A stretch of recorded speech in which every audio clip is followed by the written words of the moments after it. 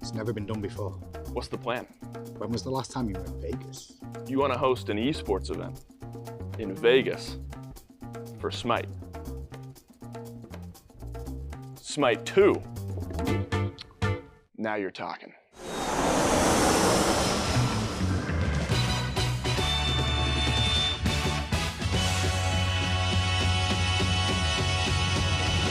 The hi-rez Arena, Las Vegas. Some said it couldn't be done. Are you guys out of your mind? The J-Dragons winning worlds can't be beat. Not shouldn't be beat, it cannot be beat.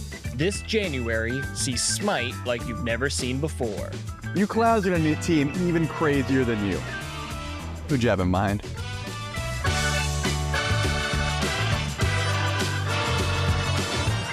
Coming this January, Hindu Man's 11. You're either in or you're out. I'm in.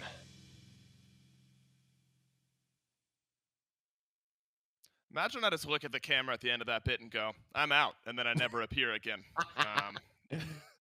Yeah, they would have let that go out the door. Trelly, you played a pretty big role in the video there. Would you say that's the peak of your acting credits now in life? So far, yeah. I hope to get, even bigger roles in the future. But as of now, yes, that is my magnum opus. Well, everything we're working towards here is towards that January weekend in Vegas. The SMITE 2 Founder Series, Las Vegas. Tickets are on sale right now. I don't have the updated figure, but last week there were, only a handful of tickets remaining. We were pretty high up there in the percentage sold. So now is your chance to get on it, book your trip out to Vegas, come see SMITE 2. It's the opening kickoff tournament, hopefully a long and happy history of SMITE 2 esports. Future of SMITE 2 esports will unfold, and it all starts out in Vegas. So make sure to grab your tickets now, and you're also out in Vegas, and that's pretty sweet. I've never been, but I'm excited to be there. And Charlie, one of the lines you mentioned in that video was J-Dragons winning worlds can't be beat. I'm excited because this next matchup we're about to watch features a handful of the players from that J-Dragons team. The EMEA bracket, as we've talked about, is starting to get filled out here over the course of this weekend. Looks like, wow, Threat Level Midnight and Chase the Enemy are tied at 1 in their matchup. That's off stream. We'll stay eagerly in tune with that and see who finally wins our first 3-game set here in EMEA. MMB and Tithonic. But what we're going to watch here is Scorps versus Giovanni, Giorgio for one more spot in that 1-0 group up top. The loser will drop down to 0-1. So as I've mentioned, this is our final EMEA match of the day. There are a couple still going on offline. But if you tuned in yesterday, or if you're tuning in for the first time, remember that after this match, we still got another 3-4 hours of SMITE 2 to go. We're going to be jumping over to North America, which is the same layout, just a North American bracket instead of EMEA. That'll be Scrumptious versus Mr. Play-by-Play. And then Fun Havers versus Borscht will end the day. And then the teams on the right side of your screen will keep you updated on how their matchups go. So we're filling out this Swiss bracket here. And Troy, as I mentioned, Giovanni, Giorgio versus Scorps. If you're just now tuning in, you should get excited because this is a good one. Nika, Adapting, Dardes, Cozy, and Coast up against Kana, April, Rapio, Preds, and Davey. So some of the greatest of all time in SMITE 1 SPL competitive esports history up against some of the best in the SEC and some of those up-and-comers. And now is your chance to make a name for yourself in a new game in the Scorps team. Question ultimately is, can those newcomers in quotes, I realize they've played a lot of SMITE for a long time, can the risers take some games and maybe even the set off this Giovanni Giorgio team? I mean, that's the idea, and you got to remember, just because you have all this tenure in SMITE 1 doesn't directly correlate. I think some of these younger guys moving into SMITE 2, they put the hours in. They should be able to give us a show, and that's exactly what I'm looking for. Charlie, I'm excited to see how picks and bans unfold as well. In our previous set, we talked a lot about Johnny, and do you pick and ban around Johnny? How do you prioritize around Johnny? Johnny, and nearly gets a penta. Should have had a penta stolen away. I think it was E-Chrome. Both of these two teams, Trelly, seem a lot more balanced to me. Of course, Adapting in the jungle is always going to draw some eyes. April, though, a very talented jungler in their own right. But really top to bottom more balanced, and I wonder if that means we're going to see more standard balanced drafts because there's maybe not an obvious target, and it's hard to sort of target ban when you've only got one of them. What I want to see is a different style of P's and B's, just because I've had a couple of You're bored.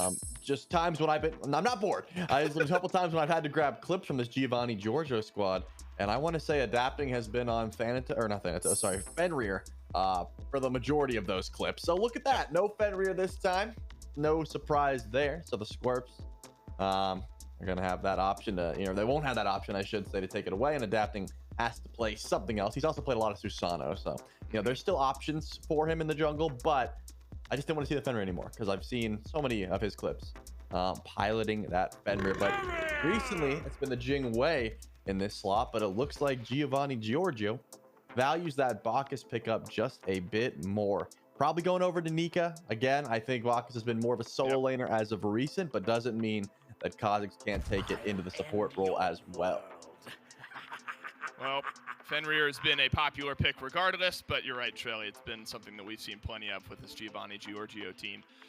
Loki, top of the jungle tier list today, maybe.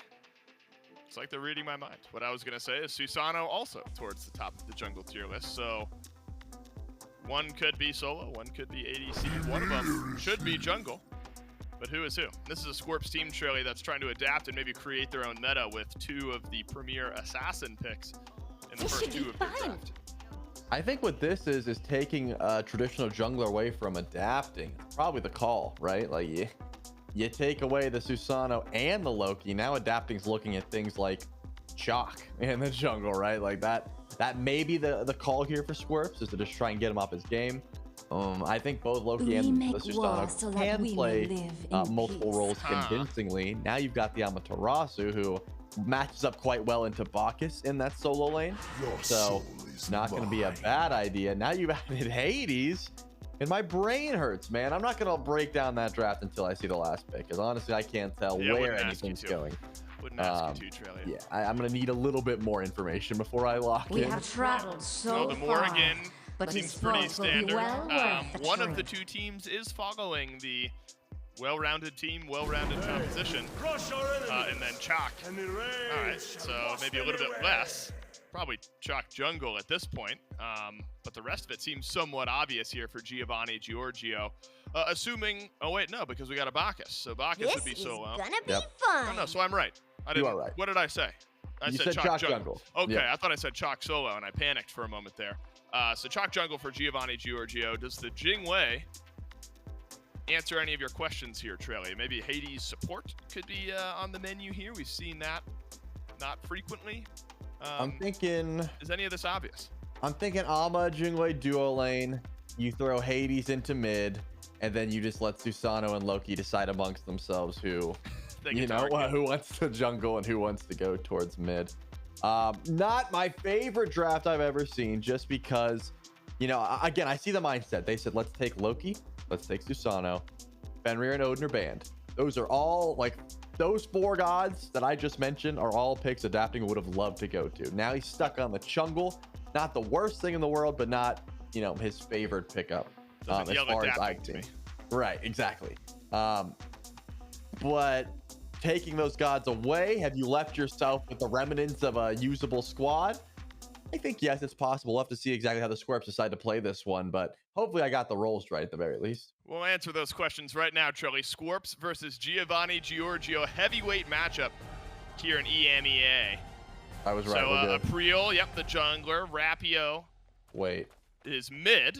So Rapio is mid on the Loki. I lied. I was wrong. That'll be Preds playing support on the Amaterasu. Davey, of course, the Jingwei. And that'll be Kana on Hades solo. So the real big question mark here, Trelly, is Rapio on Loki mid. And luckily, I'm just doing a quick scroll of the left side of my screen. Luckily, nothing out of the ordinary for the Giovanni Giorgio draft. Could there be a clashing of teams here, however? Are they going to find them in the grass is my question. They turn left. They do turn left. Are they going to turn left again? No, they go straight. Turn back to the left. Go to mid, man. Oh, come on. Cut right in front of him. Oh, here we go. Cut right in front of him. Here we go, Dave. Okay, no, maybe around the backside.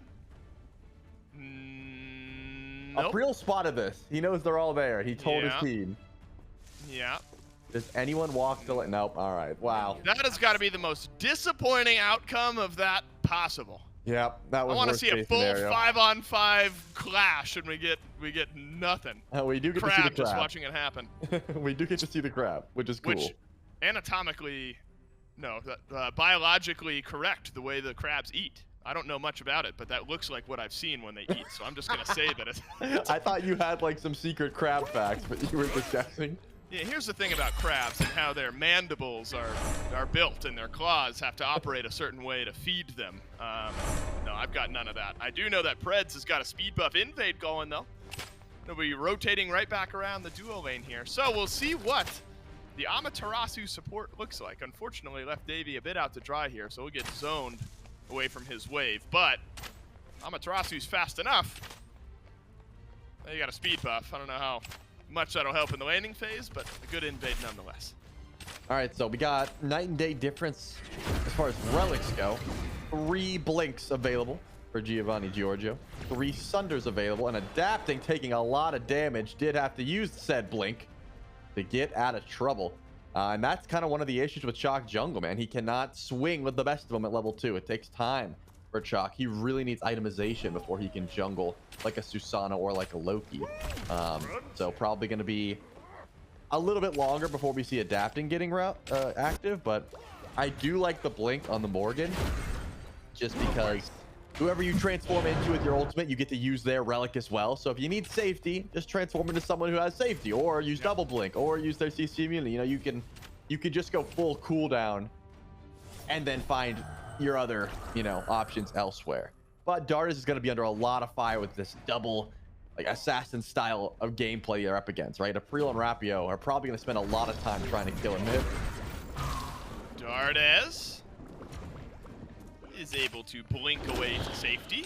Ooh, just out of range from the freeze. Oh no, safety was almost short-lived there for Dardes. Ooh, got the old world. Oh no, that was enough. The world champion mentality had him kicking back and relaxing, but little DOT from Rapio gets first blood on the fadeaway. Yeah, that bluestone, that's the benefit of starting it, right? Everyone else is going the jungle starters, but that's a mid lane Loki, so bluestone's going to be able to get to that extra tick damage. Not a bad look. And first blood going to the Loki, but feeling they're done. April stepping up once Coast to use the backflip, or just pulls him beforehand. Coast leaps away. Oh, April just had enough time to slipstream back in. But for now, all will remain quiet over in the duo lane. Cozy will just help separate out just a little bit.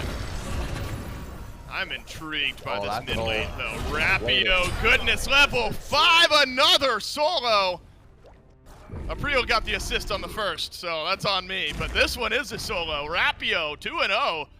Dardes not having fun in the mid lane right off the bat here in game number 1. Yeah, I can go ahead and tell you, if you're not getting Aegis, that's going to happen all the time, man. The Morgan, I know I hyped up the blink earlier, but I thought, you know, it was going to be used aggressively. This should net a kill. Kana does not have any safety here. And adapting, able to get on the board. And that's just off of Nika getting some pressure over in solo lane, trying to take the blue buff as well is adapting, and they'll be able to do just that. But, you know, I was hyping up the blink just because I thought Darius was going to be able to use it aggressively. But if you're using it as safety, man, Aegis is just leagues better. The cooldown is so much better. Again, you can just transform into someone if you want to use the blink. I really don't love seeing this on Dardes, just because now you're 0-2. It's like, yeah, if you were using blink to get aggressive, that's great. But now that you've been focused out and you're up against a Loki and a Susano, the blink's never going to come up enough for you. Look at this. A real hiding in the jungle. Waiting. Yeah, Preds eats the stun, and that tank does not take much damage. Dazzling offensive, locks down Cozy, and gets pulled back by April. Just too much, simply too much CC, too much lockdown. And that's one immobile Frosty boy there. Cozy on the back foot. Well-timed gank from April there. Sending it over to the duo lane. And Trelly, this is the threat that Scorps team brings. They're a very talented roster. They've played with one another plenty of times. Need adapting to start matching the pace of Rapio. Oh my, nothing is going the way of Dardes right now. There wasn't enough damage. And adapting can hit a lot right now. Rapio sustaining plenty. Aprio is in, ultimate silence auto, gotta have it. With the last bit of mana, adapting does. In on the respawn. Cozy walls off Aprio, could be a second for adapting, but there's no more mana there, and the slipstream is out. And Aprio will live 1 for 1 over in mid. Man, first of all, I really didn't think adapting even had ult because of how long he was holding it. It must have just came back up. But that is unfortunate. You could tell. I mean, it's not as if it's a bad call to turn into adapting there, but I imagine Loki would have been better, right? Like, you turn into Rapio, you get a little bit more movement. The difference there, I guess, is the blink as opposed to the Sunder, but either way, Dardes falls down 0-3 on the Morgan. I guess if you are Giovanni Giorgio, you do have some highlights. Of course, the fact that Nika is just dominating the right side of the map, that's never going to be a bad thing. But you need that Bacchus to rotate in. That's what they're going to be waiting for. The reason that Giovanni Giorgio is up in gold right now is because of this Bacchus and because of adapting. The frontliners that are spending a lot of time on the right side of the map are looking clean. Nope, nothing there from Vapor's Coast. Cancels out the ultimate. Nika is going to rotate in indeed. Jingwei has gone back, however, unless you're going to lay a trap for... Gotta be gold. Laying a trap for the ADC to get back from base. No, instead they're going to rotate out to Gold Fury. Or consider it. Cozy adapting, hang out around the speed buff. I guess there is the one lonesome ward around the Fury pit that Davey may have... I think that's Oracle's. I think they got vision. Yeah, they have vision. Yeah, so they got eyes on it. Otherwise, Davey would have walked face first into a world of pain. But Giovanni Giorgio send 5 over towards the Gold Fury. And it works out. Dardes thankful that his team can rotate in, help him out, grab the Gold Fury, because the start of this game has been brutal for this Morrigan. A bit of a stabilization call there from Giovanni Giorgio, despite being down a couple kills. And that's what you got to do. I think Nika makes the correct call. When you're ahead like Bacchus is, making your way over is the right play. Remember, airstrike already down to Ow, ow, that is gross. ow, ow. All of it hurts. Does not matter. Dude, if I get one knee ult, I'm like unfortunate. When I get two, I'm just tilted. Yeah, what are you going to do, you know? What are you going to do? Furious. Well, maybe some payback from Scorps too. They're going to gank Dardes. Ooh, nice wall as locked Preds in. Only one tower shot connects, however. Look, Dardes has not really been able to get it done in his lane, so send a World Weaver over to the other side of the map. Maybe help out Rapio. Of course, the mid laner, don't forget it, the mid lane Loki still has ultimate. Transcendence and a wall, but does it matter? Yes, it does. That last little bit of delay actually slowed down. Kha'Zix's goodness, the damage from the Ymir has now got Preds running for the hills. Man, mid lane was a graveyard for Giovanni Giorgio, Trelly, but now they're starting to stack some kills. I mean, Dave, Kha'Zix stopped the vanish, stopped the flurry strikes from hitting, forced Rapio to ult in to try and confirm the kill, and then blows him up with the Ymir ult and the Sunder. Like, Kha'Zix just owned in that fight. That was a Ymir diff. So well played. Dardes better be thanking him for living at the end of that engagement. And also, I was wrong about the blink in that instance, because Dardes would have never lived the previous engagement if he didn't have that initial blink to get out of trouble. But regardless, beautiful play from this Ymir, who's an absolute threat. Remember, Berserker shield first item, so going for more auto attack damage essentially. Yes, a little bit of tank stat, but mostly just I'm trying to bonk you, right? Like I'm trying to use my frostbite passive to auto as hard as possible, and you're gonna see that damage come through here. Davey doesn't want to stick around too long over in the duo lane, but considering Giovanni Giorgio is starting to build up that lead, never mind. Dardes needs to go. There's just something about a Susano in the flow, the auto cancels, the abilities, weaving it all together. It's just fun to watch. Aprio affects another kill in this game. Mid lane has just been brutal. Now, look, I love Dardes, an accomplished player, goes out of SMITE 1 with a world championship. Had a great tournament in that Worlds as well. Dardes also prone to a stinker every once in a while. Prone to a stinker. This is, maybe it's not his fault. It's a tough matchup. Darda's having a stinker in the mid lane right now. Needs some help from the rest of the team. Got to stick around, farm up, only falling the 1 level behind, so it's not backbreaking yet, but it's obvious truly where the focus has been and where the focus may continue to be here in the next few minutes. Yeah, you never want to be prone to a stinker. At the moment, 0-4-2. Not a great start. And it seems like decide Rapio. how far I wanted to dig into that one. I'm just going to let it sit, I think. No, that's fine. Sometimes you gotta let the stinker sit. All right. Darda takes an assassinate, and he's taking even more damage to stun. Oh no. So the stinker just got stinkier. Plug your nose in the mid lane. Darda is 0-5. Oh, Adapting. Can't answer back this time in the last bit of mana. It's just going to be used to teleport himself away. Nika rotates over from solo. However, can the Belch connect? No, unknown. Chooses not to. Pillars of Agony was there, but not used in this moment. The ADC's battling it out. Coast winning the health matchup, but that's Davey pushing Coast out of lane. Excited to see what these two ADCs can do. This is maybe one of the best ADC matchups we've gotten over the last couple of weekends. And luckily, you know, maybe a little push and pull early in the laning phase, but for the most part, both have been able to farm up pretty safely in the last 10 or so minutes of the game. I mean, yeah, Adapting's still gonna have that 1 level lead. Coast and Davey seem relatively even. Kha'Zix actually fell down, and of course, you know, we've already harped on Darda has not been able to get too much farm because of just getting constantly ulted by Rapio. But besides that, relatively even throughout. I think if it was going to be a pull onto Fury, it would be off the back of Giovanni, Giorgio, and a rotation from Nika. But I think playing this one safe, dialing it back, and just going for farm is a correct play. I mean, you got Vaporish Coast who's double stacking. He's trying to get Transcendence and Book of Thoth online. Not the best idea to try and fight at the moment. Scorps able to pull the Queen, grab the buff, and give it over to Preds. Already, you've got great DPS for an objective with 3 Sunders and an Ama. You add that buff, and objectives start to be even easier to try and look at. Could be a gank over towards solo, but it'll be hard to lock down this Hades. Adapting. Not much to invade right now, not for a little bit at least, but Adapting has been the spearhead for this Giovanni Giorgio team. 3 of the 4 kills affected by the chalk. Seems that wherever Adapting goes, chaos seems to follow.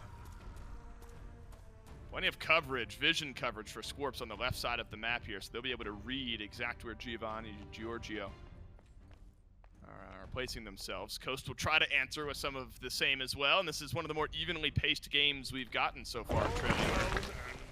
One team hasn't completely spiraled things out of control and been able to stabilize. So the unique matchup, Trillian mid, has paid off for Rapio. 4 kills in the first 13 minutes is great. But credit to Darda as is stabilized, but still 3 levels behind. I think that's the big headline coming out of the early portion of the game. Grouping around Gold Fury, though, you can see both solo laners have rotated out. Nika already at the pit, just looking around. One wall from Kha'Zix could open up a strap around this purple buff. So far, it's just been sort of feeling each other out, and Kana is over just taking farm in the right lane. So if Giovanni Giorgio doesn't pull this Gold Fury soon, they're just going to be losing farm. And I think they finally realized that. Nika picks it up. Remember, 2 Sunders for Giorgio, 3 for the Scorps. Who's going to confirm the second Gold Fury of the game? Giovanni Giorgio have the first. Uh-oh, Rapio! You don't want to be here anymore. Adapting! Moves himself in, blinks forward, grabs the kill. Now there's a numbers advantage for Giovanni Giorgio and the Scorps. Seemingly sticking around just a bit here. Oh, Cozy, what a wall. Is blocked off of Rio from the rest of his team. Is there enough CC? Not enough damage, but there was plenty of lockdown. Dazzling offensive has kept Adapting where he is. Darda's trying to find the opening, but maybe he's just too far behind. Can't find the opportunity, and the fight going sideways for Giovanni Giorgio. Unless Adapting can pull one back. Maybe a second, but Preds has sustain. Wanders to the back of the pit, and Coast untouched in the back line. Look at the health bar on Giovanni Giorgio's ADC. Man, that's chaotic. Back and forth. Felt like in the middle of the fight there, Scorps had the advantage, but somehow the carry is able to stay alive and maintain their presence. I mean, that was just so beautifully played. Dardes once again faces a ton of aggression, but immediately transforms not into a carry, not into a jungler. He transforms into Nika, tries to get as tanky as possible, as quickly as possible, and that immediately stops everything that Rapio was trying to do. Then, of course, the rest of the backline starts taking some damage. Tanks go down. But as you said, Coast just stays untouched, man. The Neath was full HP by the end of that engagement. So Giovanni Giorgio still had the DPS and were able to threaten the Scorps. They had to back off, at least for the time being. No Gold Fury dropped down. Tier 1 tower on the left got quite weak, but still nothing there. I mean, we're still looking relatively even. The Scorps are pulling ahead a bit gold-wise, but that wasn't enough to break open a team fight. What it did do, though, was get every single blink from Giovanni Giorgio down. So once you use all of that movement, it's a lot easier to try and find a pick. I've got my eyes on the Gold Fury because once again, Nika's over in right lane and the rest of the Scorps, they could go for a pull here. Giovanni Giorgio versus Scorps as advertised in game number 1. Scorps, all 5 over on the left side of the map. Nika will be able to rejoin his team here in just a moment, but it's an immediate pull on the Fury. Oh, it's going to get awkward for Cozy. He's got a couple members of the Scorps in behind him. Adapting, hoping to melt down one of the targets. Oh, Cozy has stolen the Gold Fury away. But can the Scorps get anything else? Big up down from Dardes on the transformation, but April has got damage. But still, Vapor's Coast, that's where you gotta keep your eyes. He's still full HP and fighting alongside Nika. It's the fight that Giovanni Giorgio have needed. They've stolen the Fury and gotten a couple of kills.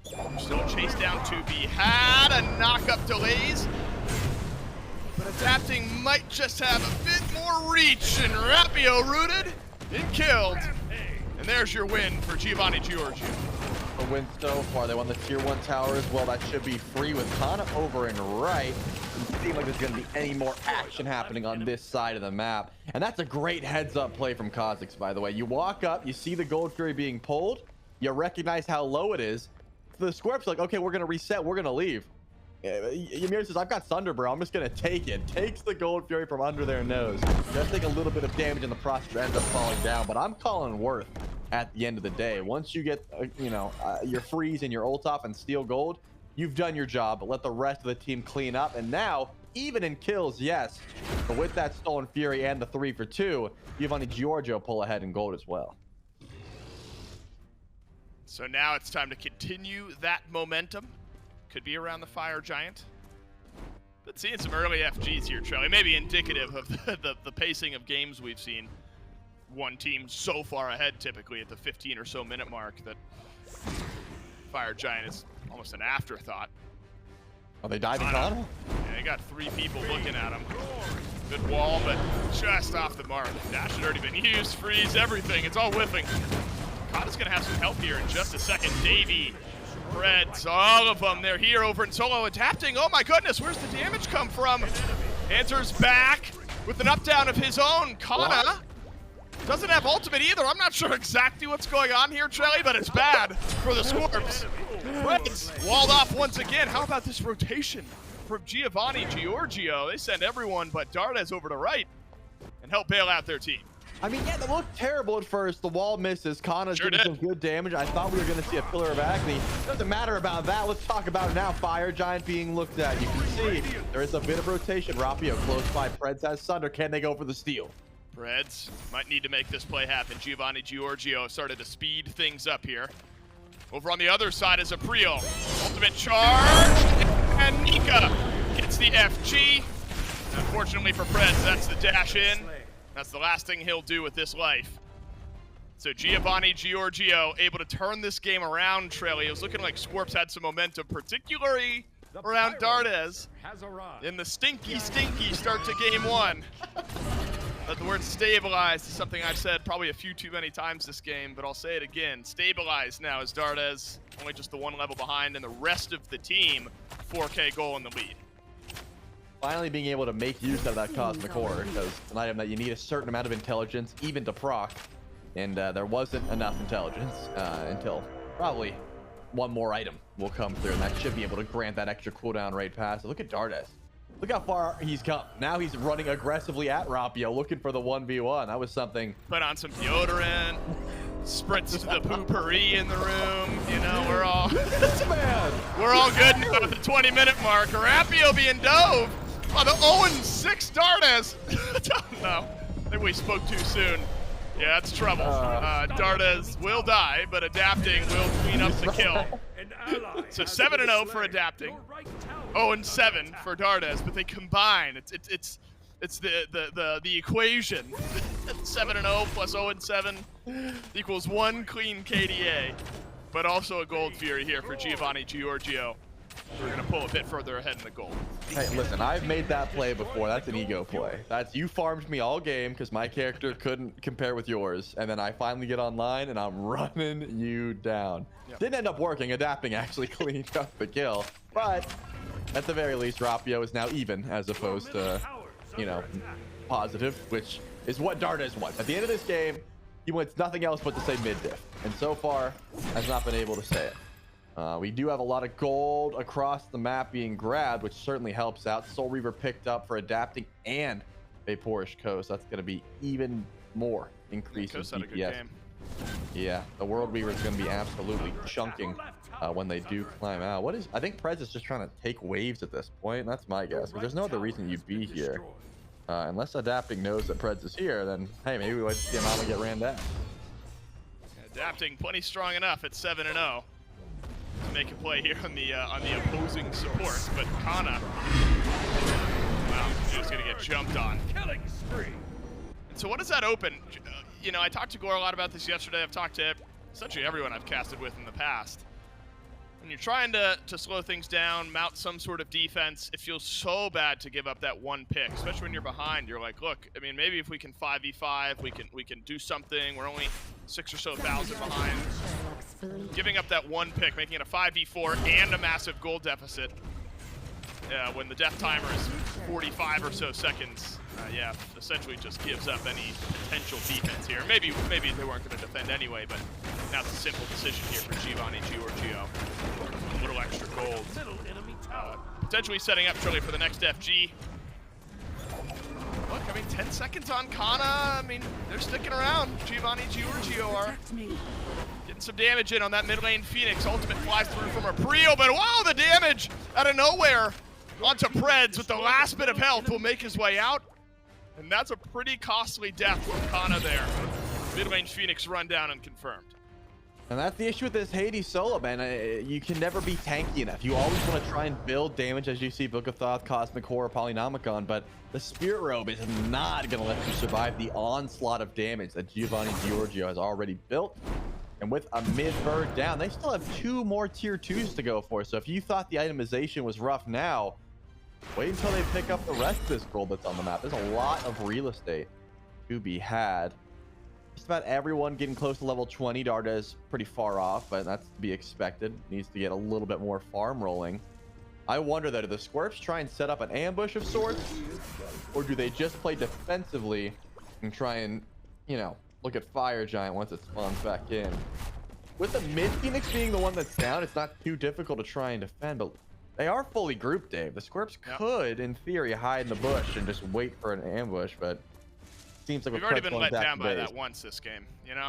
Yeah, you're right. They probably just hide in the bush and not tell anyone. And run away. Yep, and just be little scaredy cats. We got baited in at the 1 second mark of this game, and I'm too smart to be baited in a second time. Scorps will back their way away, but they've set sort of a line here, just straight across the backside of their jungle. Fire Giant will spawn.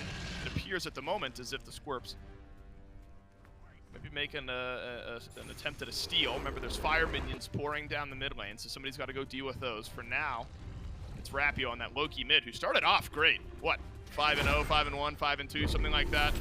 That died a few times in a row. Has not added any more kills.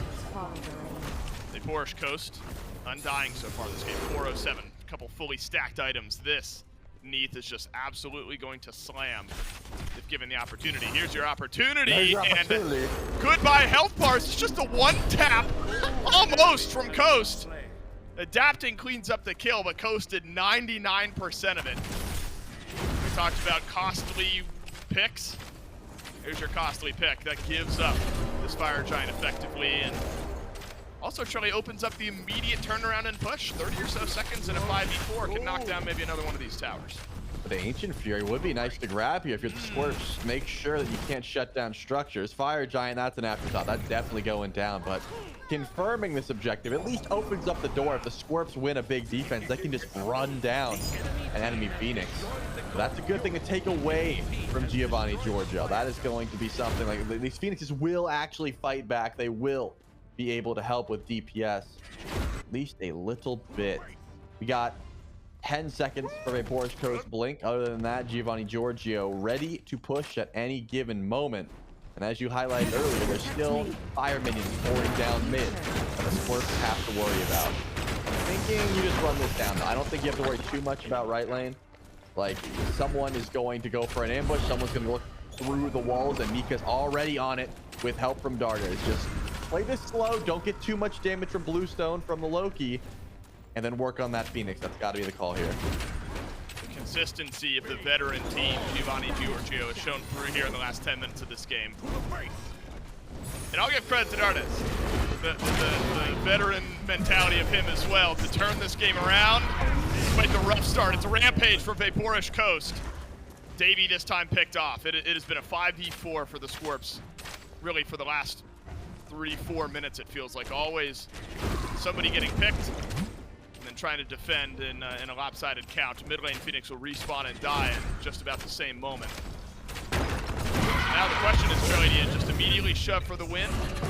It appears like that is the answer. Nika belly flops forward. Just looking for a little bit of opening damage. Silence, wall, freeze, throw it all out. Vaporous Coast though getting dove on here. Assassinate connects onto the Neath. Coast with no peel survives. Rapio's already used everything. He's emptied the tank, and he's come up empty-handed. Cozy, though, has had to separate out the rest of this fight. The double dive onto Coast really delayed things on the siege. I mean, the Titan went down to about half HP there. You called it. Coast was by himself for a good portion of that dive, but it just did not matter. Still, push continues. Giovanni Giorgio, they want to take this last bird off the map. They want this tier 2 tower. And while they have the 1 man advantage, they definitely should. I don't want to see them retreat. Even without minions, I think they can do it, but it looks like that Coast just missed his backflip over the wall. Even without the squad, it looks like they're debating on going for the end. It wasn't the Phoenix they wanted. They wanted an ambush. Coast, where does the World Weaver land? Nowhere, right back in the quiver. They'll back us away here. A couple ultimates still waiting on the recharge. It's slower of a Fire Giant. Knocked down a couple of the Phoenixes, but the awkward engagement in the opposing team's base kept the Scorps in this game, really. So maybe, Trelly, I mean, it sort of hinges on that dive connecting for a kill if you're the Scorps. I mean, you throw so much at one player and you don't get anything. Maybe that's where these fights live and die. I mean, that's the thing. You don't know who you're... At this point, I think Coast would have been the target to try and focus down, but you just don't have the damage anymore. Rapio, as you highlighted a long time ago, now 5 and 6. Like, the deaths are not coming... The deaths are coming through, but the kills are just not. Loki doesn't have the 100-0 potential at this point because of the regen and all of the squatting up that Giovanni Giorgio is doing. They are a full 5-man wrecking force. And it's very rare that you're going to be able to find someone on their own anymore. So you kind of just have to hope that the brute force of April and Rapio is enough to find a pick. And that has not been the case. Still have Fire Giant for a bit longer here. I mean, that last Phoenix would be the call to go down. I'm just wondering what Adapting's plan was. Like, if he could ever find an opportunity to go in by himself. He had no backup. But I guess Dardes was close enough that he could have showed up at any given moment. I think this could easily turn into an end call, but going for the bird first is just smart. Like, Ancient Fury's coming up, Fire Giant's coming up. If the Scorps want to make a stop, this would be the perfect time to do it. One pick could be all it takes, and they could be right back in this game. Giovanni Giorgio may be unconcerned with the Phoenix. I think the Fury just respawned, so they could double back and grab it, knock down this Phoenix. Instead, Giovanni Giorgio looking for the fight. Cozy tanking up the tower. Forced the dash away on the flip side from Kana. A tough game for the Hades, a quiet game from the Hades. Might need the Pillars of Agony to really connect here. Dazzling offensive from Preds does shove Coast back, but only cause much discomfort. And now it does look like, we'll call him GG. I can only say Giovanni, Giorgio so many times. GG are gonna back up, make their way to the Ancient Fury that has now spawned. Maybe makes the Phoenix Siege a little bit simpler here in a few moments. It's one of those words that you should probably realize that you're saying a lot, but I never really coded in on, but you're right. Look at this though, Ancient Fury will go down. Scorps are gonna know this is here, and yeah, they're just gonna go for it. Fire Giant started up immediately. The rest of the team, they're nowhere near, Dave. They gotta get your fat. It's a 30-minute FG. What's gonna happen? The Scorps with a desperation call around the FG. Watch out for the World Weaver. It's gonna one-tap Davey. And Coast wasn't even on this side of the map. And Cozy steals away the Fire Giant. That's the death cry of this game, for sure. A desperation call. Coast shuts it down, and Cozy steals it away. And how about it from the veterans, Giovanni, Giorgio, in convincing fashion after the 15-minute mark. Take game one. I mean, I admire the call. This is one of those situations where if EFG goes down, like you're having a rough time defending your Titan anyways, but you just can't sneak it, man. The veterans know when a play like that is coming, and GG call game one for themselves. 10-0. I mean, I was a little bit worried. Not like, I mean, it's adapting, right? I wasn't that worried, but at least a little bit about how, man, they took away Loki, they took away Susana, they forced adapting into Chalk. How's that gonna look? Turns out, I mean, man's clean. He knows how to play just about everything in Smite 2. Yeah, Dardes will be happy that this game ended up in a win because it was 0-5 in the laning phase. It was a tough matchup. Look, Loki just ulting in on the Morgan, basically on cooldown. Imagine just a gank that never ends. That's what that mid lane feels like for Dardes. So decent look from Rapio with a unique composition, but unfortunately for the Scorps, empty-handed in the win column. Giovanni, Giorgio, take game one. We'll see this one goes the distance right after this.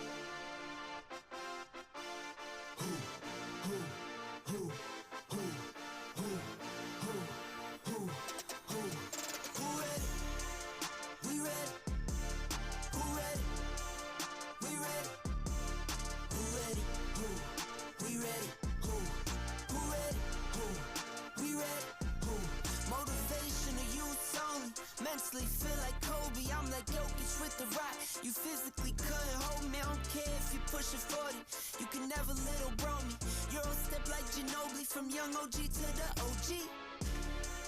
From nosebleeds to floor seats. Circle stronger than Cuban links. My gold dance, your gold plated. You verse me, now that's a reach. We ready? Who ready? We ready? Who ready? Who? We ready? Who? Who ready? Who? We ready? Who? Who ready?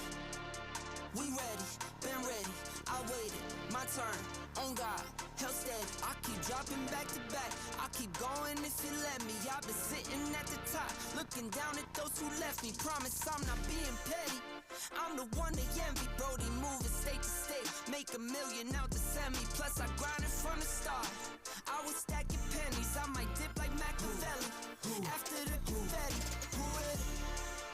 We ready? Who ready? We ready? Who ready? Who? We ready? Who? Who ready? Who? We ready? Who? Who ready? We ready? Who ready? We ready? Who ready? Who? We ready? Who? Who ready? Who? We ready? Who?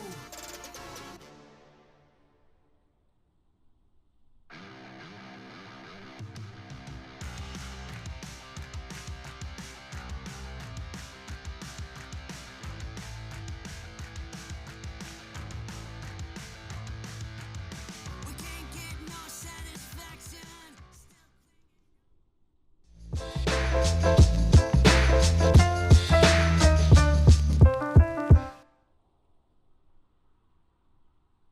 It's Giovanni Giorgio after game one here in the EMEA Swiss bracket that are able to grab themselves a win. But it's a best of 3, so have no fear. Sorry, that's my desk. I promise my house isn't shaking. Have no fear. If you're a fan of the Scorps, you got a chance here in game number 2 to bounce back. Speaking of game 2, we're watching SMITE 2. And you can get into SMITE 2 right now if you want to. You can pick up a variety of different tiers of the SMITE 2 Founders Edition. And I was talking to Gore about this yesterday, Trelly. Like that first tier of the Founders Edition comes with every SMITE 2 God Forever, and then of course all the rest of them do as well, with additional benefit built on top of that.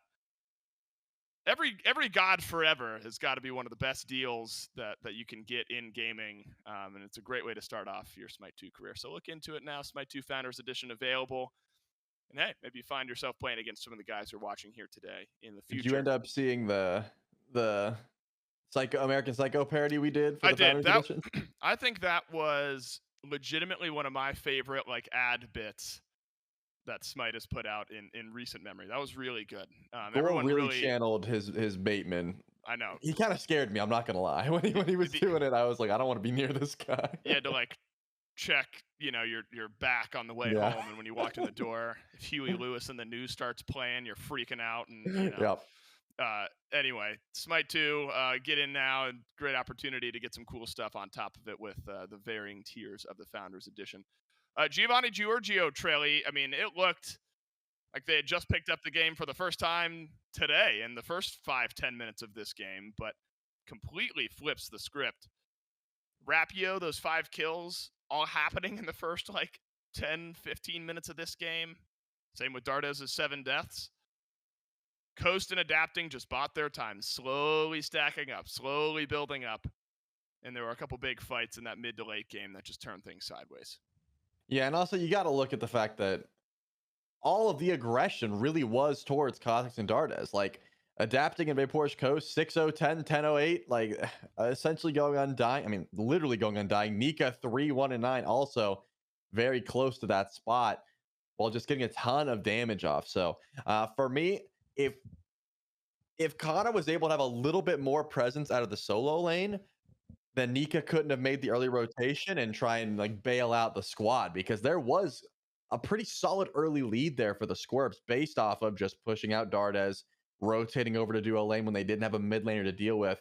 But it was that first rotation where Nika teleported over as this fed Bacchus, who had just been taking up so much farm over in right lane, that really put a stop to that. And because of that, it was a slow burn, but it did seem like GG had, you know, control for the rest of the map there. So I do like the call of forcing adapting off of his comfort picks, but clearly, I mean, he looked comfortable on the chalk as well. So maybe a different strategy here in picks and bans could be the idea.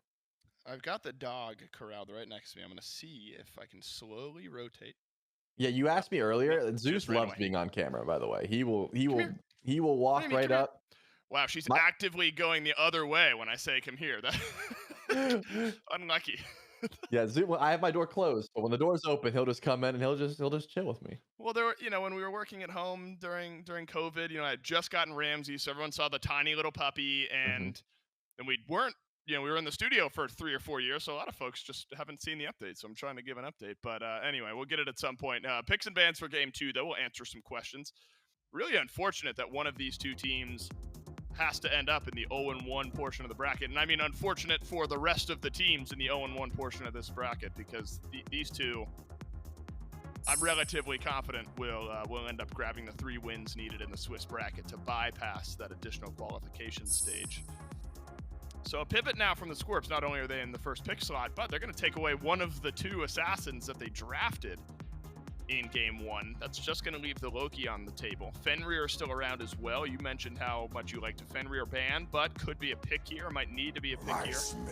It is indeed if you're the Scorps. So put yourself in the first pick slot, ban away something else that adapting might want to play, and grab yourself the Fenrir.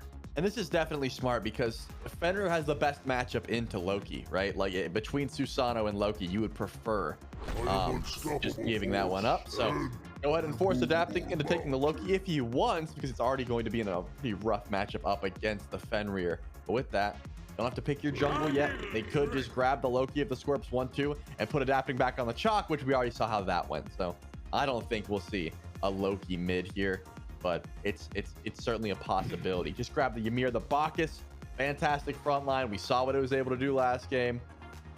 I assume a similar play style here from Giovanni Giorgio. This but should be fun. gotta see a switch up, and there it is. Do not let Neath get back into Vaporous Coast's hands. Already seeing the adaptation here from the Scorps. We have Yeah, I wonder traveled if- so far, but this Not voyage will be Jingwei, well if that's what you worth want. the One trip. of Vaporous Coast's best picks anyway. So some viability remains here for Giovanni Giorgio. Dardes, thankful that he's not seeing a Loki locked in mid. He probably just, at this point, doesn't even need to dominate the laning phase. He just wants to be able to live without We a make constant, war so that we ever-present may gank live going in on in his peace. lane. We've seen a bit of this, like triple initiation comps, quad initiation comps. That's Dardes Ymir. on Ama mid, I think. I think Yeah. that's I think that's what that is. He's like, bro, I'm so tired of getting camped. I'm just going to go something that can survive. Shocking to see the Hades run back, but let me just say there is a build that I have to give credit where credit is due. Cherry absolutely owned me with it, which is just Cherry O without the O. He Some did gods will end up never losing learn, the game, but it but was we must essentially do just our best full to teach them anyway. Weird Amaterasu, and your 2 does like 800 damage and you can use it twice. Okay. I want to see that build. That's what I want to see out of Amaterasu No mid. fight is Assuming that's where it unwinnable goes. if we try our We know hardest. that the chalk could also be the call. I think for me, those are the 2 swappies. It could be chalk mid, it could be Ama mid. Adapting's fine taking either.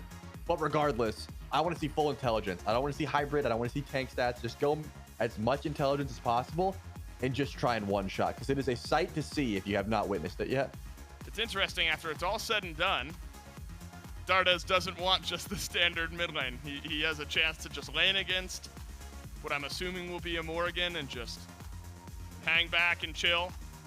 But no, I want to do something crazy, and maybe I don't blame him. You got to swing the other direction. Now he wants to be the one dominating. Does end up being Jingwei here for Vaporous Coast. So in my mind, Trelly, I see Ymir, Bacchus, Amachak. That is a team that wants to go in, they want a W key, they want to jump on you, they want to start these fights. Do you have the same read? And if so, do the Scorps have what it takes to deal with that type of composition? In the meantime, Coast is going to be farmed up 20 minutes into this game, sitting in the back, dishing out the damage. Yeah, essentially they picked 4 initiators and a carry that can live on their own, right? Jingwei has so much movement, so much mobility. It's going to be very hard to try and pick Jingwei, But with the Fenrir available, you got to watch out for the beads. Like I don't see anyone on Giovanni Giorgio actually picking up beads, the relic, but the active item, the squad-wide purification is going to need to be picked up very early, maybe second item here out of Cossacks, I would assume, just because free picks come from Ragnarok all the time. Add Pillar of Agony and Taunt on top of that. You're definitely gonna have to watch out for the CC that Scorps have to offer. But with that, man, Ama, Chalk, Bacchus, Ymir, it's a rough day to be a carry. There's just so much dive on this side of Giovanni Giorgio. Yep. Yeah, I'm just wondering here if they can maintain the consistency that we saw at the end of game 1. I mean, it's such a talented team. Giovanni Giorgio is. Scorps is as well, though, Trelly, and I think that, you know, fans at home want to see some competitive Smite here. They want to see one of these go 3. You know, I'm thinking now just the identity of this Scorps team. I mean, when you think about Kana, Preds, Davey, sort of this core. Because what was their SEC team name? They were the Wargs. I thought that who are the something Scorpions for? Oh yeah, the Aru Scorpions. The Aru Scorpions. They were not the Scorpions. I believe they were the Wargs. They were the Wargs at some point. You're right. I could have sworn some of these guys were on the Scorpion. Whatever, doesn't matter. The identity of this team has always been really, really good. Right. Dominates their SEC opponents, but just kind of one team shy of breaking into that SPL level. Right. And that's why the early days of Smite 2 here are pretty exciting to watch, because it's not, you know, qualification in the league sense. It's you're kind of battling out against an open pool of teams. But we get a glimpse at that type of matchup early on here in week 1. So we'll see if the Scorps can sort of overcome that thorn in their side, push us on to a game 3, or we got another 2-0 on our books. Here in game 2, as Giovanni Giorgio go toe-to-toe with the potentially, but maybe not, Aru Scorpions, and more likely than not, the Niflheim Wargs. Some fun team names, Trelly, in the past. I'm thinking... I like the, we're gonna get it! Come on! Don't talk about anything else, Dave! It's the taunt! And it's the kill! April starts us off with first blood. On to Cozy, and it's a perfect recipient. First blood for your jungler. Why not? And now the Scorps pushing forward. And that's left Giovanni Giorgio running for the hills. That's what we like to see. I was really hoping that they didn't run for the hills. And good on Preds, by the way, leveling the taunt. I think that was the exact right call. Your clear's going to suffer for it for sure, but I don't think we're seeing a death there if it doesn't come through. First blood already going over to April, and I wouldn't want it on anyone else, man. This Fenrir from ahead is a scary sight. So keep your eyes on the Fenrir. See how he decides the zone. It is going to be Dardes on the Amaterasu mid. And Ama takes a bit to get online clear-wise, but man, she can one-shot a carry very early on. Like, this damage is immediately, it'll become immediately apparent how much Dardes can do if he decides to use his shield on Terapio. Okay, so I got some information here, Troy. The joy of sitting at my computer means that the information is at my fingertips. True. So, Davey, Preds. Okay, there's like a million guys listed under this org, so I'll just tell you the ones we're talking about. Davey, Preds, Kana, Rapio, all played for the Aru Scorpions, but then left to go play for the Niflheim Wargs shortly after that alongside Gunter. So it's April who's sort of joining in with this squad. And if joined left, all right, I'm not going to get into the weeds on that, but we're both like, the joined date is actually before the left date, so I don't know, or the left date is before the joined date. I don't know exactly how it works, but we're both right. Aru Scorpions and the Wargs for a couple of these guys. So maybe they're saying, like, we've always been Scorpions, you know, like we deep down, we'll sting you, you know. Deep down, we'll hide in the bush. We'll hide in the bush, and you're gonna catch a stinger on your way by. Don't they like hide under pillows and stuff? I've never seen a scorpion in real life besides at, like, you know, the zoo. Oh my goodness, the burst, man. Neath is so strong. You seen a scorpion at the zoo? Yeah, like in like the little bug. Oh section. yeah, right. They have like a reptile. Imagine like a wide open prairie exhibit, and there's just a tiny scorpion like in the middle, and you gotta have like binoculars to watch them like scurrying around. Yeah, That's these what are the I bombs. imagine. Oh, Dardes! Your troubles are not over. Game 2 is gonna start very similar to how Game 1 did, but this time, Dardes will live to fight another day. Preds and Davey, Trelly, and I think this is to your point that I incorrectly cut off, have built up this pressure over here in duo lane. Coast and Cozy just on the back foot. You got simply too much damage early in the game from this Neath. Yeah, and that's the thing. The clear is going to be ridiculous. Vapor's Coast knows that, though. On the Jingwei, you're not going to be able to outpressure Neath. Not until you get crit chance, not until you get attack speed. So you might as well sit underneath tower and not give up any unnecessary kills. That definitely seems like the right call for the time being. But remember, we already saw this solo lane matchup. Nika versus Kana, Bacchus versus Hades.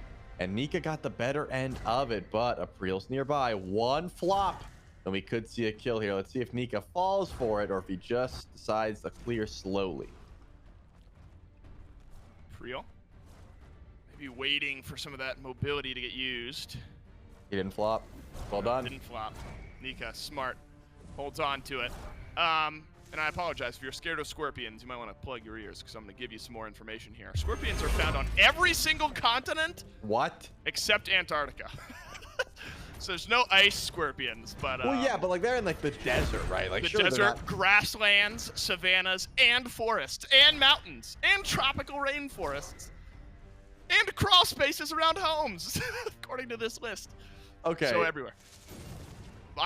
My grandparents used to live in North Georgia, and we would find little tiny scorpions like in the corners of the, sometimes you'll find the little like pill bugs, little roly-polies in the corners and stuff like that would be scorpions in my grandparents' old place. And This says that scorpions are found in Florida. I never saw one in 18 years of my life. Well, of all the things that are dangerous to find in Florida, a scorpion isn't at the top of the list. So I'm hoping you didn't, an alligator didn't appear in the corner of one of your rooms or something like that. Well, I can assure you, I saw many alligators. They were never in my room. they never. But what about they a never just crocodile? spawned in. I did see crocodiles. Yeah, they're mostly in the Everglades. They're not really out and about in like your traditional, like you'll be golfing and you'll just see an 8-foot gator. They just chill. People are more afraid of them than they should be. Really, gators. They don't really like to mess with you. Yeah, understood. I'm glad about that. I've golfed near some gators, but that's the closest I've been. We'll get back to the game here, though. That first blood for the Scorps has largely leveled out here. Not too much to report after the fact, but Trelly, the Scorpions will be very happy that a 2,000 gold lead just based purely on farm has built up over the rest of this map. Maybe some of it over in duo lane. Feels like Coast and Cozy have just been underneath their tower in the early portion of the laning phase, which you're going to lose some farm to the waves, but it also maybe means you're a bit safer from an impending gank from a Priel or rotation over in from the solo lane. I thought I saw a pull. Wow. They're gonna go for it. It There's no is, one here. okay. Early This is pull onto the great. Gold Fury. Just a matter of time, yep. Rest of Giovanni, Giorgio over to the right. Vapor's Coast is too scared to step out of the tower line, and a Gold Fury at 5 minutes, wow. For the Scorps, that'll be their first of the game, and goodness, really building up this gold lead. The dash from Coast has his ultimate as well as VP, so he'll be just fine. Giovanni and Giorgio kind of need to start getting something going here. I know we're only in the first 5 minutes, but we are slowly starting to fall behind here, and that's a worrying thought, given how well the Scorps played at the early portion of Game 1 as well. Yeah, I think it's just this competition needs a little time to cook, right? You have to stack up, you have to get your itemization online. Jingwei, not a character that wants to scrap into Neath. Adapting, we already mentioned the chalk early. Like a Priel comes out swinging at level 1. You got the Avenging Blade already online, which is arguably one of Fenrir's best items. I think that playing safe, playing smart is exactly what you should be doing. As long as you're not giving up any more kills besides the one that happened before minions even spawned in, you're kind of okay with this just because of how much pressure the Scorps are going to have naturally with their composition. Still scary stuff, though. You're right to highlight that Giovanni Giorgio need to make a stop somewhere. Just doesn't seem like they have the options just yet. No, everyone on the map playing smart. If you're the Scorps. Found in the jungles, found underneath the tower lines, found in the middle lane are Scorpions. But not found out of position, that's for sure. Always where you most expect them, it seems, here in the first few minutes of game number 2. This, you know, and I will say, this is kind of throwing back. I mean, Smite 1, I'm thinking of the EU, EMEA games we saw in Smite 1.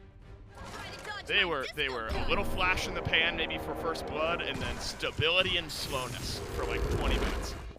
And that was just their style. Clean, consistent, objective, farm focused. It's a cool brand of Smite to watch. But we have gotten barely any of that in the first couple of weekends of Smite 2 games.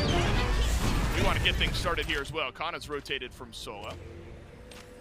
And goodbye. He'll head back to base after he gets canceled out by a wall.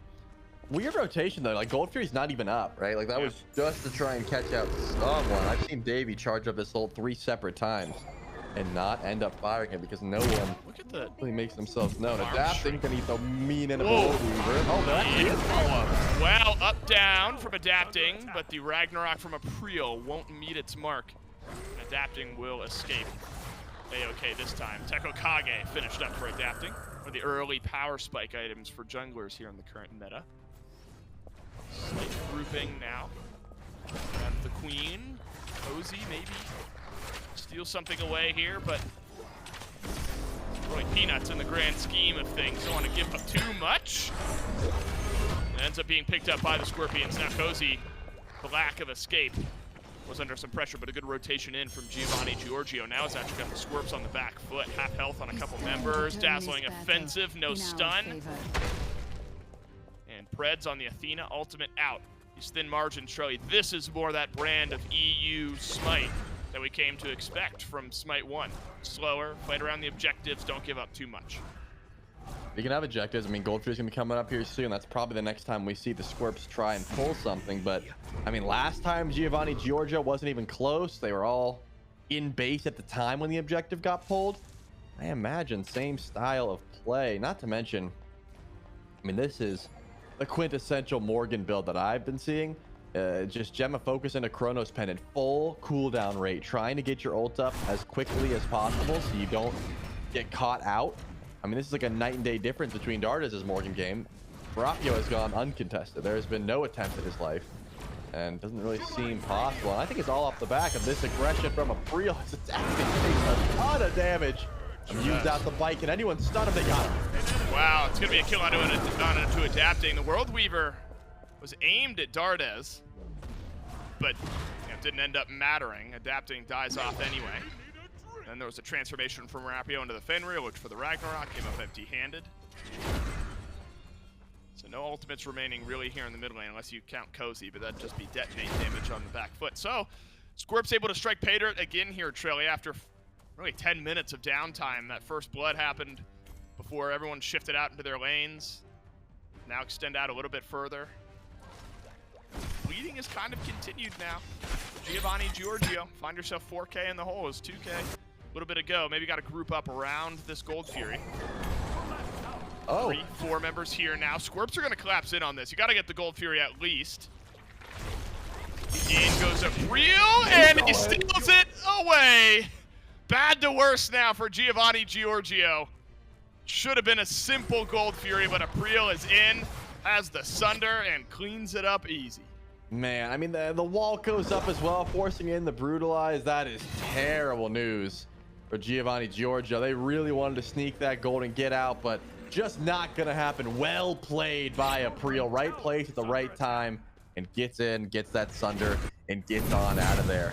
One of the reasons that this pick is so highly contested is because of that mobility, because of that threat, and because of how hard it is to lock a Fenrir down, especially with a lead that April has already built up. Man, the Scorps, they can really choose whatever they want. They can get aggressive wherever, right? They don't have to fight. They don't have to force anything because they have a lead in every single lane. I think if I'm Giovanni Giorgio, I'm staying away from this guy, first of all. And I'm also trying to play... Oh, Kana actually went for the ult. He got him. Wow, where did all of this damage come from? Kana, the rest of the Scorps. And the Ragnarok connects this time. Dardes attempting to do something with the dazzling offensive. Now 3 in a row for the Scorps. A taunt in for Preds, and it's a tower dive out of nowhere. Preds with another. Coast dies for the first time this game. Dardes playing with fire, hanging out here. One Athena taunt might just spell doom. This tower is going to die here shortly as well. No, Nick on the rotation in actually saves the tier 1 in mid. Giorgio just getting outclassed here in game number 2. Just been too clean and consistent on the rotations from Aprio and Preds. Both have 100% kill participation alongside Rapio. Stepping forward, already the fight has been done though. The Scorps decide when and where they fight. Davey never left lane, always just using the World Weaver to get involved and be able to grab another tier 1 tower. You're right, outclassed seems to be the call here. Just playing around this Athena taunt so well, playing around Aprio's damage so well. I mean, where do you even look if you're Giovanni Giorgio? You can try and play through Coast, but he just died again. Doesn't quite have the damage online yet. Nika is doing fine over in lane, but the Bacchus isn't going to be able to find any kills just yet. There's really, unless you catch Rapio without an ultimate, everyone else has so much mobility and survivability on the Scorps. It's not like you can just find a pick to get yourself back into this game. If there is going to be a way, it's probably through duo lane, probably towards like a cheeky teleport over towards Davey. He seems the most killable right now, and still, Davey hasn't been putting himself out of position too much. He's been underneath his tower, only pushes up when he knows Coast isn't in lane. Yeah, you're smart. At this point in the game, do not take any unnecessary risks. Your team is cruising to a pretty big gold lead here. Come team fight, group up, fight time. One up to the Pyromancer. Goodness, sounds like it hurts. The wailing on the way out there from the Queen Naga caught me a bit off guard. So now there's an objective over on the other side that the Scorps and Giovanni Giorgio can fight over, but looks like might not be super contested here. Giovanni Giorgio stepping forward. Is there a steal to be had? Doesn't look like it at the moment. No, Scorps, they're able to grab themselves the Pyromancer, the Runic Bomb on the back end as well. GG though, they're in on the chase. Aprio has to use Ragnarok. Hustling offensive. What's the timing gonna look like here?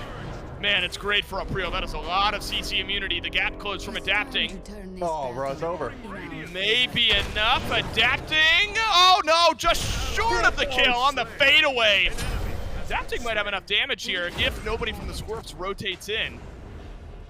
He should. This is going to be a long, slow burn. Yep, there's going to be a rotation back from a couple members of the Scorps, and Adapting does not have enough mana to continue this fight. And the last bit won't get used, and he'll escape on away. So Pyromancer fight breaks out a bit there, Traily, and a 1-for-1 trade is about as good as Giovanni Giorgio have gotten all game long. Yeah, I can't believe he kept chasing, and honestly, you know, he knows the damage numbers better than I, clearly. The second I saw the Athena ult, time to bail, but finally, Giovanni Giorgio go for an uncontested gold tree. Last time Aprio stole it, this time, nowhere near. Giovanni Giorgio get themselves on the map, gold fury-wise, and they got their first kill, so things are starting to look up.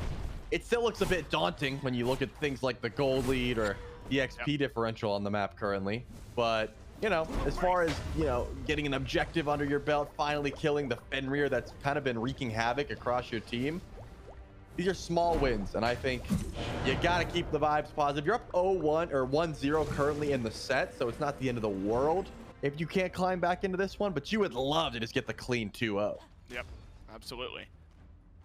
So some of that involves taking calculated risks. When you're so far ahead, you can afford to be a bit more aggressive in certain moments, but when you're behind, the only chances you can take are ones that you feel a bit more comfortable in until it gets to desperation mode. I don't think we're quite there yet for Giovanni Giorgio, but starting to get there. Cozy at 0-3. It's that Ymir game that you risk every time you lock in this pick. The immobility can bite you sometimes. Another prime example. Cozy looks to fall to 0-4. One of these days. One of these days. There you go. Around the backside, but there's a fight back in from Adapting. Oh, immediately into the Ragnarok. Dazzling offensive out of Dardas actually shoves back this fight a little bit. You just need more damage. There's simply not enough from Giovanni Giorgio. All the engage and the knockups and all that, it looks great. There's just no damage in these fights, and Scorps are able to live yet again. Yeah, I mean, there was decent CC, but as you said, there's just not enough DPS currently built. Adapting teleports in. Does he regret it? Seems like no, has enough cooldown get himself out of trouble. It was there. The squad might beat. That's the catch of an attack. He has one more teleport and is able to run out scot-free. That was close margins, man. Whoa, Coast on the back foot as well. He's got to go back and reset. Scorps playing with some confidence. Now in game number 2. Fire Giant's up. 17-minute mark. You far enough ahead to go for it. Those are the types of calls that somehow Giovanni, Giorgio are able to pull out a team fight win. Game is right back to even. You got to well time your fights here. Or is it Giovanni, Giorgio who are going for the ball? Scorps. A couple members back in base here. You're going to have an odd-numbered fight. It's going to be a 4v5 until April can get over. Fire Giant stuck on, but dropped off just a little bit. Nika's got to do a lot. Nika gets it done. Fire Giant to Giovanni, Giorgio. Cozy lives as well, but not until Davey can clean it up. What has happened here? It's a better call from Giovanni, Giorgio, and they've got the team fight to boot. Unless somehow Davey gets it done. He doesn't. That is unreal. It's a Fire Giant and a deicide, and you're 10K behind. That was a triple kill for Nika. All it took was having April not originally in the fight. Like, Giovanni, Giorgio, as you said, so far behind, tanking up the Fire Giant, and they still just brute force their way through the objective, win the engagement, and now this whole lead is going to be evaporated by the time this push is over, Dave. Wow. Fantastic play from Giovanni, Giorgio. That is a coin flip moment that completely changes up this game. It's tied up. It is completely tied up off of a very high risk, high reward call. And hey, they were confident and it ends up working out. And by the way, I think the grouping that Scorps has done has really penalized them because Adapting's got a 4 to 5 man ult like every single time. Dardes is stacking up that CC as well every single time. Sometimes you gotta disperse when you have this big AoE damage. Hugging your partner, like being that close to your other carry or your jungler or your support, just means you're both getting damaged down, you're both getting CC'd. And that seems to be what's happening here. The Scorps are so close quarters that all these big circles are getting tremendous value. Well, hit the reset button. Slight lead still for Scorps, but mentally I don't think. Gonna be the Ancient Fury as well for Giovanni, Giorgio, unless somebody from the Scorps steps up and makes a play happen. I mean, this Chak has become an issue to play against. Adapting at a fantastic game 1. The KDA, not quite as attractive here in game 2, but nonetheless, still been very impactful, as you say a moment ago, Troy. The team fights have looked good. Seems like the Scorps okay with maybe giving up a few of their structures, gonna do their best to work down a tier 2 tower. Over here on the right side of the map. Answered back though with the tier 1 from Giovanni, Giorgio. Adapting is ported in behind. Gonna be a collapse. So, looks like Coast is totally content to just keep shoving down towers. Remember, there's an Ancient Fury. So Coast will be A-okay. What can the Scorps get done on the side of the map, though? Coast gets the tower, and look, if you're gonna die here, if you're Giovanni, Giorgio, you can't give up too much, because then the Scorps are just gonna push down the other side of the map. Double jump in from a Fenrir is a terrifying sight. Dardes will get plucked right on back, but there's a belch from Nika. Oh, the fight, even with the numbers, is not looking good for the Scorps here. Giovanni, Giorgio shoved down the team fight. And in the meantime, Coast has gotten the left side Phoenix backflip in from Davey. Gotta hit something on a Dardes, you gotta hit him. And Davey cleans up the kill. Back from base, here comes Coast. And the auto attacks will hit. Davey scampers away from death. Davey chased down by Adapting here. Nika's cleaned up Kana. That is disjointed from the Scorps. And a fantastic shove from Coast. Adapting is just sitting here taunting Davey, staggering his back. Keep him here for as long as possible. Make sure he cannot rejoin the fight and now start pushing down mid. You're exactly right, Dave. Coast was 100% fine pushing down left lane, grabbing the bird, trying to hit level 20, get his itemization online, and then rejoin the fight after the fact. And now, long death timers. You got a Jingwei that is massive. And Kazik stopped the back with the wall. Yeah, it does. He was able to stop him. Wow, and the death timer's still pretty long on both Davey and Kana. So that's your ADC and your solo laner. Phoenix is back alive, so Coast can't just solo tank with the Ancient Fury buff.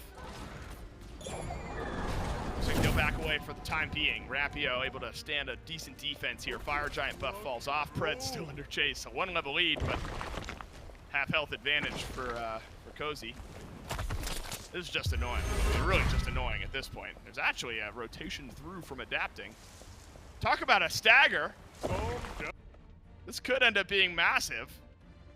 If Preds does indeed end up dying here, I mean, he'll die eventually. There's coverage over on the other side of the map as well. Wow, that really doesn't stink. Okay, he's out. Needed to happen within an inch of his life. Preds lives, but got to use that Athena ultimate. But I suppose if you're grouping as 5 and fighting around the Fire Giant anyway, not the biggest deal. Oh, now back to Fire Giant. This is where the game started to turn for the worst for Scorps, and already GG close by. They want to confirm this and push themselves forward, try and break the rest of the Phoenixes in base currently. But hey, the Scorps are here. They're not being tardy to the objective this time around. They are close by, and if anything, they're actually looking for the engagement here. Coast is flying in from base as we speak, so he's gonna be a little bit late if an engagement does start. Watch the taunt, watch Preds. If the fight does break out, it'll be off the back of this Athena. Yep. So having to use the ultimate, and that's why it's so impactful that Preds was able to stay alive. Would just now be respawning, really, if he ended up being caught out over in solo lane. Pyromancer pulled for free. Scorps looking for here, just in behind that Fire Giant pit. Bit of ward coverage though, so maybe not the sneakiest avenue. Remember, fire minions on left still. Won't solo take down the Titan or anything, but something you got to be mindful of. It's why it's so beneficial to have that Phoenix down, half health on the mid lane Phoenix. Everyone is essentially got everything ready to go here. Pred's just going to get his ultimate back. Level 14 Athena to the level 13 of Cozy at 0-6 on the other side. But a tough game for these supports. Double taunt in from Preds. Cozy's just going to have to get his ultimate off. That's about all he can do. Costa's got enough damage for Kana. And wow, Davey has lived. But Adapting's got the chase down. Now it's up to the rest of Giovanni Giorgio to end this fight, end this game. Rapio desperately trying to get something done on his transformation. A jump back through from April, cleans up Coast, slows down some of the push. But this fight has gone sideways in the worst way for the Scorps, and it's another good one for Giovanni Giorgio. Finally, Preds goes down, and Scorps have all fallen. Rapio, the only one able to go back to base. He had to keep the Phoenix alive. The Titan ends up taking a lot of damage. I don't even know if he can save the Phoenix at this point. He's gonna have to get there quickly.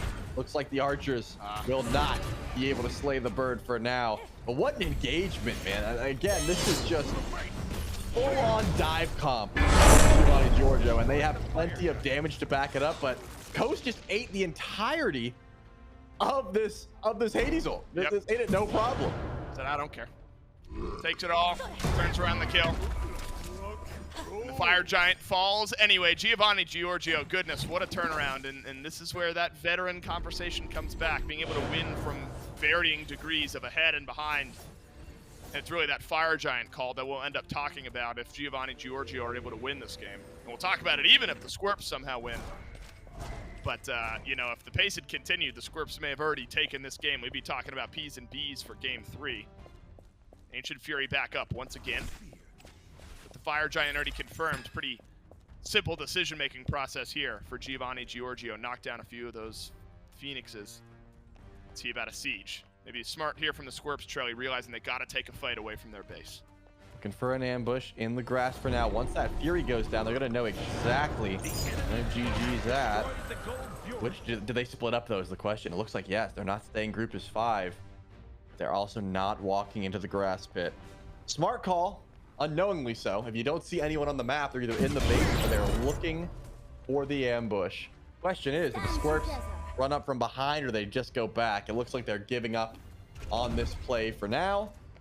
And you gotta try and defend your base currently. I mean, you still have one Runic Bomb adapting in pocket. They've only been able to break one Phoenix so far, Dave. It's not as if it's unlikely the Scorps can find a defense here. They've got time to play with. Remember, rest of the squad showing up here shortly, and Phoenixes are turned off. They are taking a little nap. They're going to have to rise from the ashes here in a few minutes if the Scorps are able to live that long. Where's that initiation come from? Kana's got an angle. You've had a couple Fenriers in these last few fights. Doors open. Not choose to take it in. Rapio, the only one with Blink. So it's going to have to be dashes and leaps to get it done. Adapting has Blink on his side. Left side, Phoenix, afterthought. Mid lane, Phoenix still turned off. Wall onto Davey. Great target, but the backflip keeps him safe. Half health on the mid lane, Phoenix. Scorps just not happy with anything they're seeing on the map right now. Not indicating they're too keen on any of these fights. And that's the thing. At a certain point, once all 3 birds go down, you're looking towards Titan. You're not really looking towards winning a fight anymore. You're trying to end the game. And we're almost at that point, man, where DG just walks up, they take one more tower, they grab the bird, and they don't care about winning anymore. They're just trying to PvE. Adapting has saved his runic bomb this whole time. Could use it on this last bird, or could just drop it on the Titan. All decent options. All viable. Finally, we might see this change. If Scorps want to win this game, they have to put up a defense here. Phoenix is back on. It looks like Davey's already charging. Oh, where's the target? Who's the initiation? It's got to be Kana. Got to be. Coast. Wall of safety behind his teammates here. And the minions. Content, CC immunity, rolls out a Priel. That's the angle, but Coast has deleted Blitz at the beginning of this fight. Talisman of Purification rings out, and the Scorps are being picked apart. 3 left alive, a Priel will make 2. And Giovanni Giorgio, how about that turnaround? Unless Rapio makes a play here, there are a few low health targets. But still some sustain. Rally around Adapting. Coast is dead, so that slows down some of the base shred here. But Davey is going to get run at. Silenced, backflips into his fountain. Not able to find the angle, however. There's Dardes on the kill. And the Scorps are going to take game number 2 and move on to the 1-0 portion of the prep. My goodness, man. This game was looking all Scorps all the time up until a 10,000 gold deficit Fire Giant coin flip that ends up in Giovanni Giorgio just wiping them. Like, it wasn't even like, oh, we 50-50'd and we lost 3, but we got it. Like, they just won the fight so handedly. And I have to say, it did really just seem because April happened to be in base at the time. Like, this Fenrir was running the show up until, like, what, 19, 18 minutes into the game, and was tardy to 1 fight. And it ended up being the fight that broke this game wide open. I'm not blaming April here. I think he had a fantastic game on this Fenrir. But man, I am 100% a believer in the Adapting chalk now. I never really doubted it, but I was wondering if he'd be able to have that same level of effect. And also, I mean, Nico looked so clean on the Bacchus as well. Something like 406, 506, something like that. It seemed like there was a lot of pressure put towards him as well, but it didn't matter. And this is a lot of what has happened in the past with the Scorps team. They are so mechanically talented. They could build up that lead, play a consistent game of Smite early, and then a missed call. I mean, it's not even so much their fault. It's a good call, right, by the opposing team that just catches them off guard, and the Scorps unable to get in and respond in time.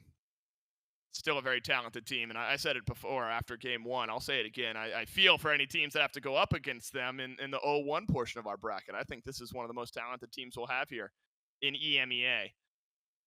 But how about those KDAs from Nika and Adapting? Those initiators just simply too strong this game. And look, Costa's under pressure. 4-3 trail. He's still 23,000 damage just behind Davey. So it was a battle of the ADCs in this game. But Costa's looked pretty clean on a couple of picks now. I think it was an Ethan game 1, went undying. This game stacks up the damage, gets dove on a lot, but still finds the win. Certainly one of the favorite teams here in EMEA. Right, and that's the kicker. I think that one fight where Coast was able to just ignore his team entirely and push down like tier 1, tier 2, and Phoenix, he came back like 2 levels higher with a full item under his belt, and then he was able to just start really pumping out damage. You were right that he was under a lot of pressure, but that's kind of the benefit of the Jing Wei. You get online eventually, as long as the game stalls out, and then you just have incredible mobility, increased crit chance, big shotgun AoE auto attacks, just a hard carry's dream if you're able to just get that safety, and that's what his team afforded him by kind of stalling this game out. That's a good one. We had some fun EMEA matches here, Trelly, a couple of different varieties as well. We watched Johnny kind of just run the show this morning and dismantle their opponents, but this afternoon we got a really good one between Giovanni, Giorgio, and the Scorps. A lot of talent in this EU region. In a moment here, we'll be able to look at the bracket, so don't worry, we'll be able to catch you up on basically everything that's gone on. But I think when you look at a lot of the rosters, I mean, Tythonic has been a pretty good team. We watched Yodi Gang yesterday. They've got a pretty solid roster.